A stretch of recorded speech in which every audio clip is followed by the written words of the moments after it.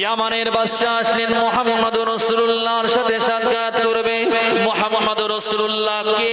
মুহাম্মদুর রাসূলুল্লাহ হচ্ছে মদিনার বাদশা, মদিনা রাষ্ট্রের বাদশা মুহাম্মদুর রাসূলুল্লাহ সাল্লাল্লাহু আলাইহি ওয়াসাল্লাম। ইয়ামানের বাদশা সুন্দর পোশাক পরিহিত অবস্থায় ঘোড়ার পেটে সাওয়ার হয়ে সাথী সঙ্গীকে নিয়ে হযরতে মদিনার বাদশা আমাদের জানেন নবী মুহাম্মদুর রাসূলুল্লাহ সাল্লাল্লাহু আলাইহি ওয়াসাল্লামের সাথে সাক্ষাৎ মোলাকাত করার জন্য এসেছেন। ইতিপূর্বে মুহাম্মদুর রাসূলুল্লাহকে দেখেননি, নাম শুনে এসেছেন যে খুব বড় ভালো মানুষ, ন্যায়পরায়ণ বাদশা, সঠিক আখলাক আদর্শবান বাদশা। মানুষ মুখে তার নাম গোটা দুনিয়া ব্যাপী মুহাম্মাদের সুখ্যাতি, মুহাম্মাদের সুঘ্রাণ, মুহাম্মাদের নাম, মুহাম্মাদের প্রশংসা, মুহাম্মাদের কথাটা গোটা বিশ্বের মানুষের কাছে পৌঁছে গিয়েছে। তখন সোশ্যাল মিডিয়া ছিল না বাবা, ইউটিউব ছিল না বাবা। এখন একটা কথা বললে গোটা ওয়ার্ল্ডে এক সেকেন্ডে পৌঁছে যায়। তখন তো কিন্তু এসব মিডিয়া টিডিয়া ছিল না বাবা। কিন্তু মুহাম্মদুর রাসূলুল্লাহর কথা গোটা বিশ্বের কোনায় কোনায় মানুষের জবান দিয়ে দিয়ে দিয়ে দিয়ে গোটা কানায় কানায় তার নাম পৌঁছে গিয়েছে। মুহাম্মদুর রাসূলুল্লাহর সুখ্যাতি, মুহাম্মদুর রাসূলুল্লাহর সুনাম শুনে ইয়ামান থেকে বাদশা আসছে আজ মদিনায়। যাই মদিনার বাদশার সাথে একটু মোলাকাত সাক্ষাৎ করি। আমি একজন বাদশা, আমি ইয়ামানের বাদশা, আর মদিনার বাদশার সাথে কিছু সাক্ষাৎ করা যেতে পারে। এ আল্লাহর বান্দা, মদিনা শরীফে ইয়ামানের বাদশা প্রবেশ করেছে। মানুষের মুখে মুখে শুনে শুনে আল্লাহর হাবিব মুহাম্মদুর রাসূলুল্লাহ মদিনা মুনাওয়ারা মসজিদুন নববীর কাছাকাছি চলে এসেছেন। মামা ইয়ামানের বাদশা এমন সময় আমার নবীকে চিনেও চিনতে পারেন না। আল্লাহর নবী যে বিছানার উপরে শুয়েছিলেন, মামা আল্লাহর হাবিব মুহাম্মদুর রাসূলুল্লাহ যে চেটার উপরে শুয়েছিলেন, আল্লাহর হাবিবের কাছে গিয়ে যখন জিজ্ঞাসা করছে, আসলে আমার নবীর নাম শুনেছে, রাসূলুল্লাহ কি ইতিপূর্বে দেখেননি? ইয়ামানের বাদশা জিজ্ঞাসা করবি তো কর। আমার নবীর কাছে গিয়ে জিজ্ঞাসা করছেন, ও ভাই মুহাম্মদকে, মুহাম্মদুর রাসূলুল্লাহকে কোথায় গেলে পাওয়া যাবে?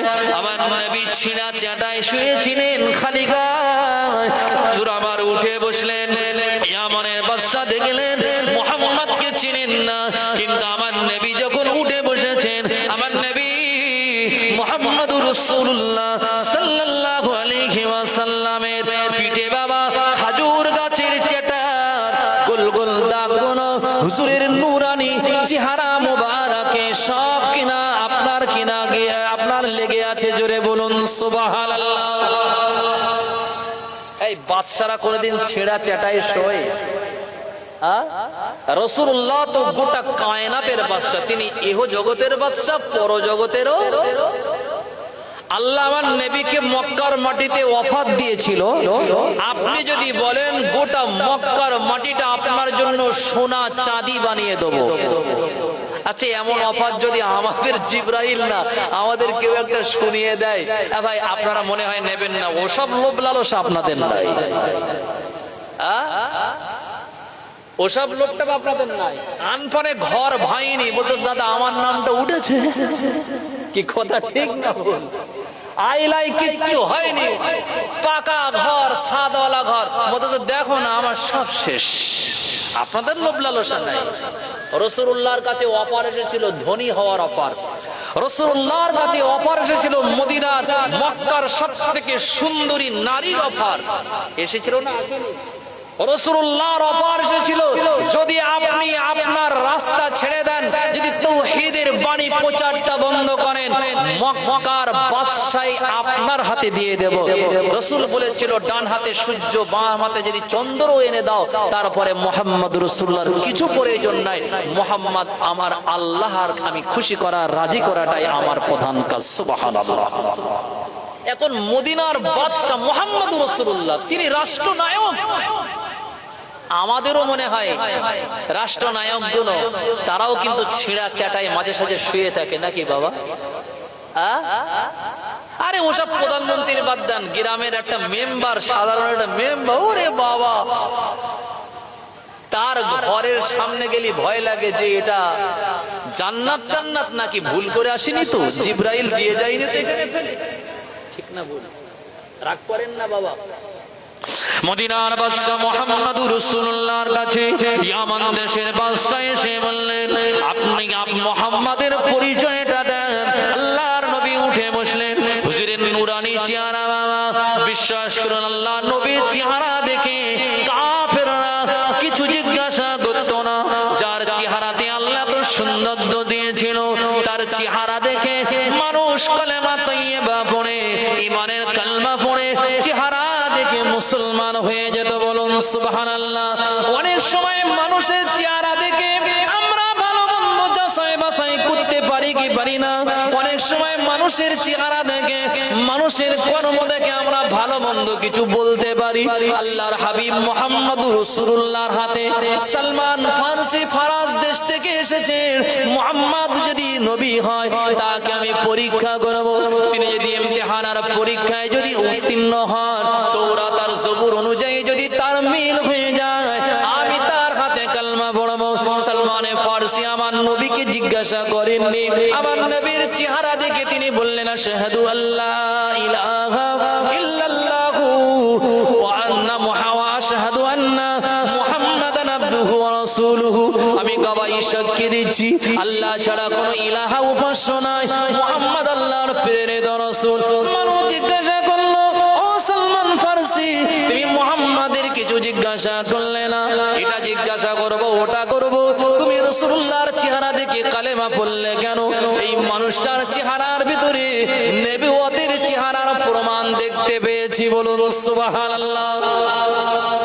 নবী যাতাই মানুষ না, তিনি যত গায়ের কম হোক না কেন, সে বেধর্মী হতে পারে, রাসূল আসলে তার দরবারে নবী উঠে দাঁড়িয়ে তাদেরকে তাজিম করতেন। সুবহানাল্লাহ। ইয়ামানের বাদশা জিজ্ঞাসা করবি তো করে, আমার নবীকে জিজ্ঞাসা করছে মুহাম্মাদের পরিচয়, মুহাম্মাদকে কোথায় পাবো? নবী বললেন, আনা মুহাম্মদ, আমি তো মুহাম্মদ। আপনি মুহাম্মদ? হ্যাঁ। আমি ও আপনার কথা জিজ্ঞাসা করছি না, মদিনার যিনি বাদশা মুহাম্মদ সাল্লাল্লাহু আলাইহি ওয়াসাল্লাম, মদিনার বাদশা নাম মুহাম্মদ হতে পারে? ইয়ামানের বাদশা নবীর এই ছিঁড়া চাটাই শোয়া দেখে, পাটে পিঠে ছাপ দেখে তিনি বিশ্বাস করতে পারেন না ইনি মদিনার বাদশা। আপনি না, আর কি কোন মুহাম্মদ যিনি মদিনার বাদশা? বাদশা মানে ভাই ছেঁড়া কাটা, ছেঁড়া চাটা, ভাঙা চোরা লোটা, এটা কি বাদশা হয় নাকি? বাদশা মানে তার পানপত্র হবে সোনা চাঁদি হীরা মণি মুক্তা, তার পালঙ্গ হবে সোনা চাঁদির। কি কথা ঠিক না বল বাবা? তা ছেঁড়া চাটাই শুয়ে আছেন মদিনার বাদশা।